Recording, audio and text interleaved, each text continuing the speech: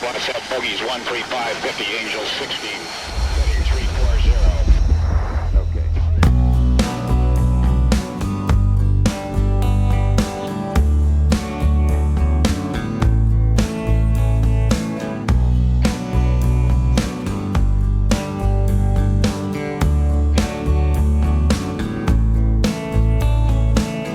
Uji coba laut perdana dari kapal induk INS Vikrant India dilaporkan berkembang dengan baik dan jalur tahap kedua diharapkan akan dimulai akhir Oktober. Sementara uji tahap ketiga direncanakan pada bulan Desember 2021.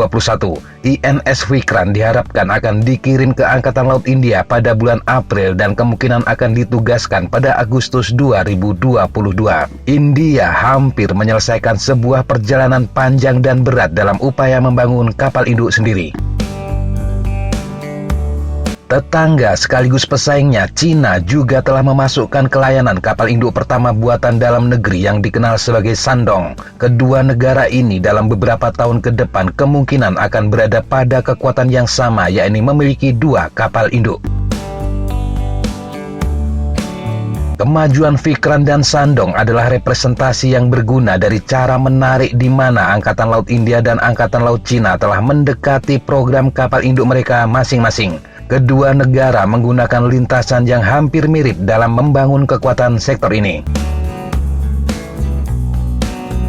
Sebelum tahun 2010, komunitas pertahanan percaya India memiliki lebih banyak pengalaman dalam hal kapal induk dibandingkan Cina. Ini jika dilihat bahwa Angkatan Laut Cina tidak pernah mengoperasikan kapal induk jenis apapun sebelum menerima CV-6 Liaoning pada akhir 2012. Sementara India telah mengoperasikan kapal induk 20.000 ton INS Vikrant R-11 antara tahun 1961 hingga 1997. Ini adalah kapal buatan Inggris yang dimaksudkan untuk menjadi HMS Hercules. India juga pernah memiliki kapal INS Virat antara tahun 1987 hingga 2016. Kapal seberat 29.000 ton ini awalnya adalah HMS Hermes milik Inggris. Saat ini satu-satunya kapal induk operasional India adalah INS Vikramaditya yang menggunakan model Skyjam. Kapal ditugaskan pada tahun 2013 dan awalnya merupakan kapal induk kelas Kiev Admiral Gorshkov yang dijual Rusia ke India sebelum menjalani kisah panjang modifikasi untuk diubah dari peran kapal penjelajah menjadi kapal induk konfigurasi Stobar.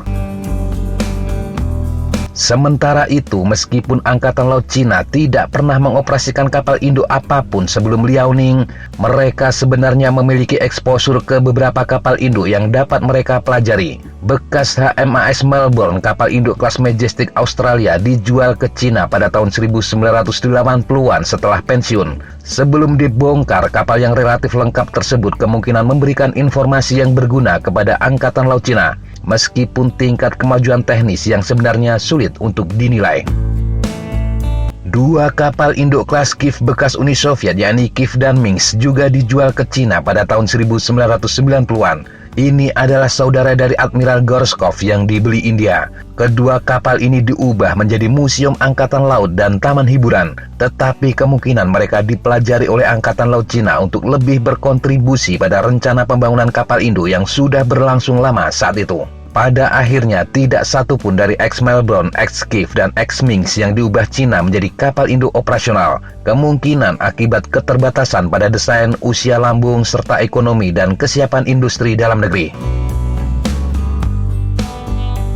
Baru pada tahun 1998 ketika menerima X-Variak, Cina memiliki lambung yang dapat bertahan hidup dan diubah menjadi kapal perang operasional. Ini adalah lambung kapal induk kelas Kuznetsov kedua Uni Soviet yang belum selesai dan dimiliki Ukraina. Oleh karena itu, pada dekade pertama milenium baru, Angkatan Laut India dan Cina telah bergerak untuk mengejar program kapal induk yang kuat. India menyadari kebutuhan untuk merombak kekuatan kapal induk mereka dengan kapal yang lebih baru dan lebih mampu. Sementara Cina berusaha untuk mendapatkan awal dari kemampuan kapal induk yang kuat.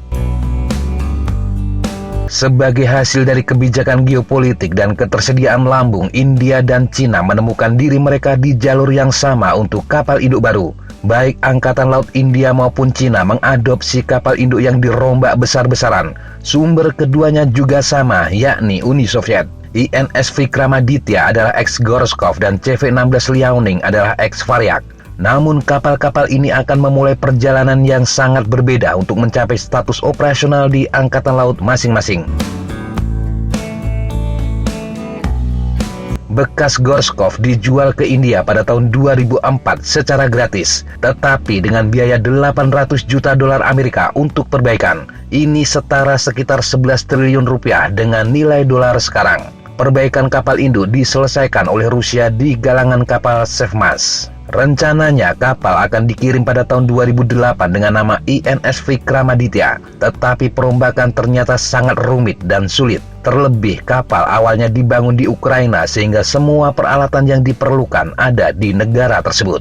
Pada akhirnya terjadi pembengkakan biaya menjadi 2,35 miliar dolar Amerika atau sekitar 33 triliun rupiah. 3 kali lipat dari biaya semula. Pengiriman kapal juga baru dilakukan pada tahun 2013 dengan kapal sendiri mencapai perairan India pada 2014. Sayap udara utama INS Vikramaditya terdiri dari hingga 26 pesawat tempur multirole MiG-29K dan 10 helikopter keluarga Kamov 2831 untuk misi anti kapal selam dan peringatan dini udara. Semuanya diperoleh dari Rusia.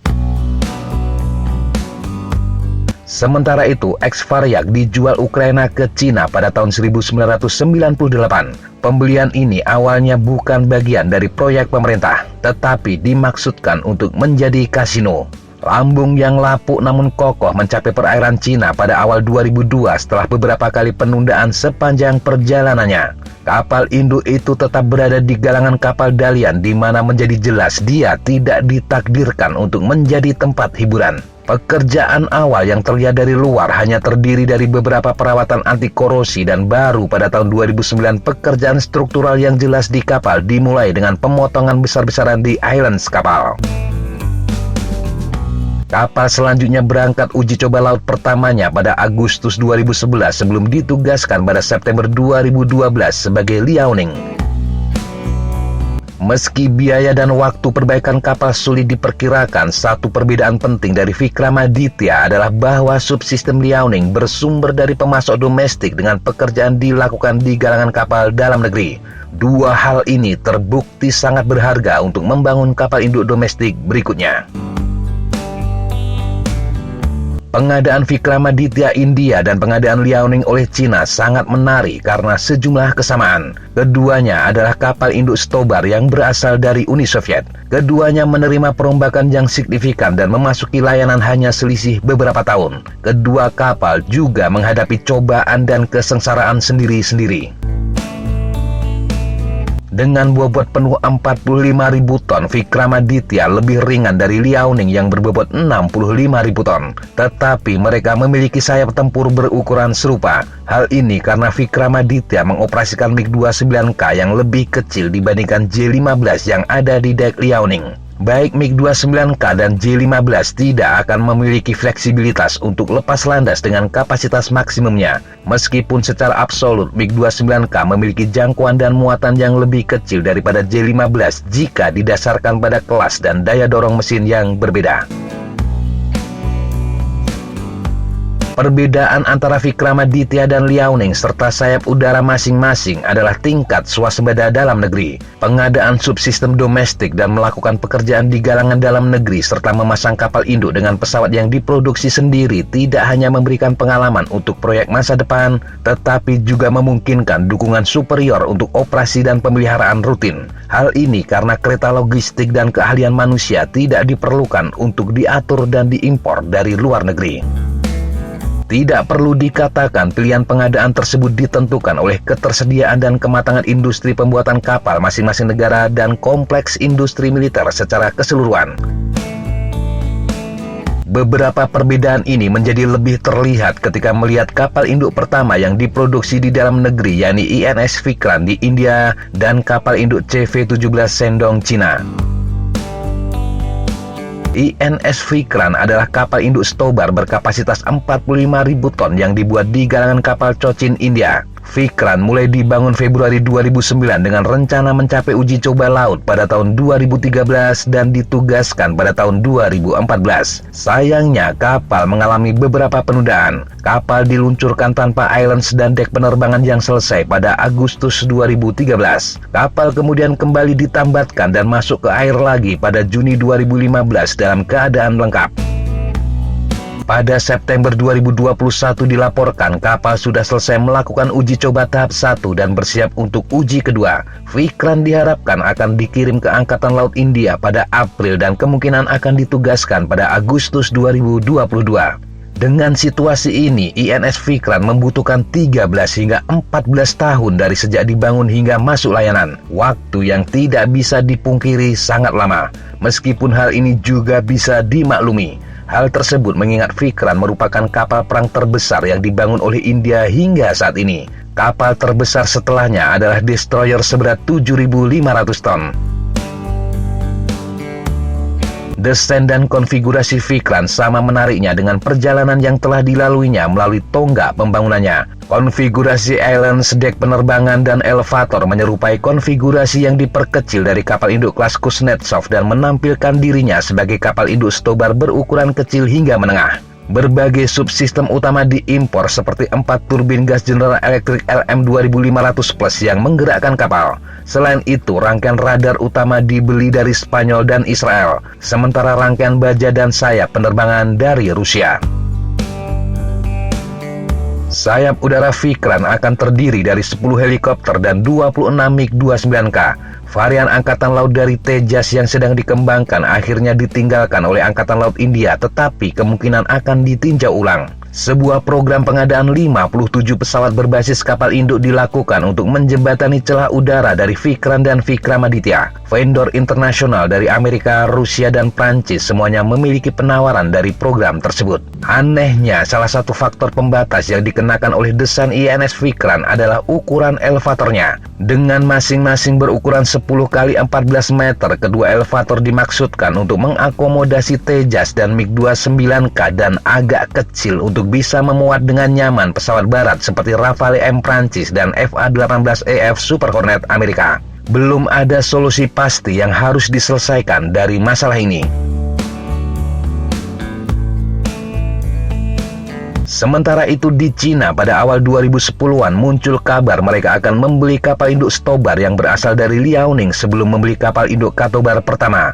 Kapal ini awalnya dikenal sebagai kapal induk 001A sebelum kemudian diidentifikasi sebagai 002.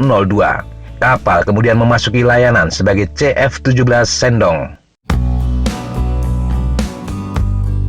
Pekerjaan awal dimulai pada akhir tahun 2013 di galangan kapal Dalian dengan pemotongan baja dan modul pertama kapal diletakkan di dry dock pada tahun 2015.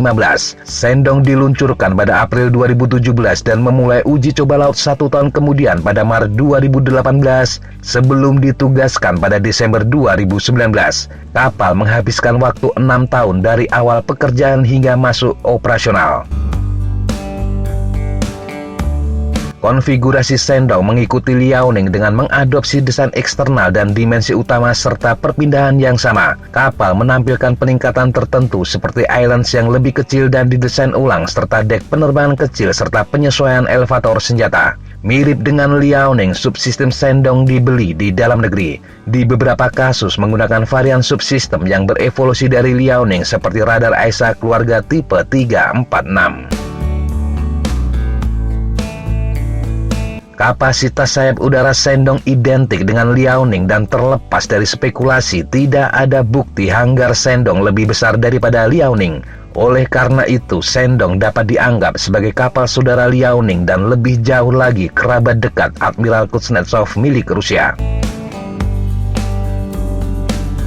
Melihat pengadaan INS Vikramaditya dan INS Vikran dari India serta CF-16 Liaoning dan CF-17 Sendong dari Cina akan mengungkapkan dan menunjukkan kekuatan dan kelemahan tertentu dari industri galangan kapal dan kompleks industri militer yang mendasari masing-masing negara. Secara khusus, cara Vikran dan Sendong dibangun patut dicatat. Pekerjaan awal Vikran dimulai sekitar 4 tahun sebelum pekerjaan yang setara dimulai dengan Sendong. Namun Sendong justru jauh lebih dulu masuk layanan. Beberapa perbedaan ini tentu dapat dikaitkan dengan fakta bahwa Sendong adalah desain turunan dari Liaoning, sementara efek pandemi pada Vikran juga tidak dapat diremehkan. Tetapi di sisi lain tidak dapat disangkal bahwa Sendong adalah kapal yang lebih besar dari Vikran dengan selisih sekitar 20.000 ton. Kapal juga dilengkapi dengan subsistem dalam negeri dan membutuhkan waktu kurang dari setengah total waktu untuk pekerjaan awal hingga komisioning daripada Vikran. Di belakang perbedaan kecepatan kemajuan ini tampak jelas ketika membandingkan skala dan kecanggihan industri pembuatan kapal India dan Cina. Namun demikian, ketika Angkatan Laut India dan Cina memasuki tahun 2020-an, lintasan pengadaan kapal induk tidak berbeda. Keduanya akan segera menerjunkan atau sudah menempatkan 2 kapal induk Stobar dalam pelayanan. India memiliki beberapa pengalaman sejarah penerbangan angkatan laut, sementara Cina memanfaatkan industri pembuatan kapal dan industri penerbangan mereka sendiri untuk berupaya melatih dan mengembangkan kompetensi operasi kapal induk dengan cepat. Hanya saja sepertinya India dan Cina mulai menyimpang dalam lintasan kapal induk saat mereka akan masuk ke kapal induk ketiga. Tetapi itu baru akan bisa dilihat setelah semua fakta dan data terlihat ke publik. Apa yang bisa dipelajari dari kedua negara tersebut? Membangun kapal induk bukanlah pekerjaan mudah dan membutuhkan waktu yang sangat panjang. Tetapi pada akhirnya bisa dilakukan dengan keteguhan. Tidak ada bim salah bim dalam segala hal.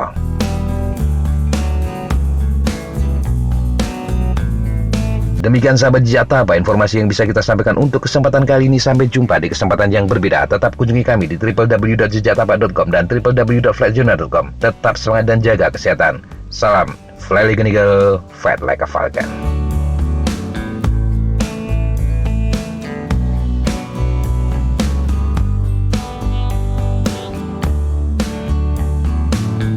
Looks like that's all I'm going to take today. Okay, sir. Thanks for coming. Have a good flight. Hey, thank you guys. Appreciate it.